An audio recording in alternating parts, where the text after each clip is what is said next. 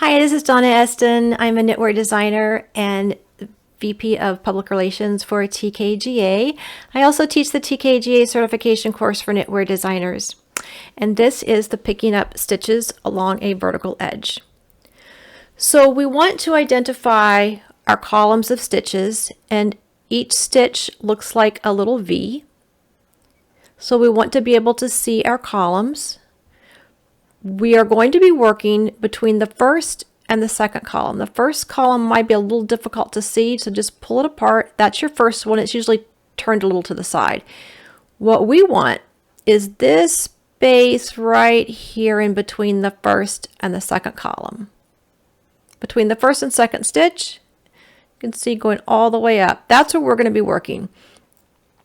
So we're going to insert our needle between that first and second column, through that hole, from front to back, and draw through a loop.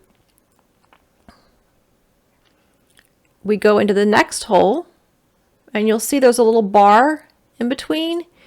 These bars will help you keep your place and help you identify the holes. So we find our bar, there's our bar, and we go in the next hole, and we draw through a loop. We go in the next hole and we draw through a loop. Now sometimes you don't want to pick up in every single hole. See there, the hole, we're going to skip that one. We're going to pick up the next one. We're going to go 1, 2, 3. We're going to skip this next one and go to the next hole. You don't want to do this willy-nilly. You want to have a ratio.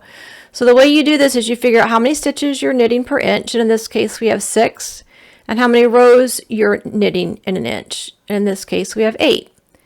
You want to boil that ratio down to the simplest form. So 6/8 is the simplest form of 3/4, which means for every 4 rows we're going to pick up 3 stitches.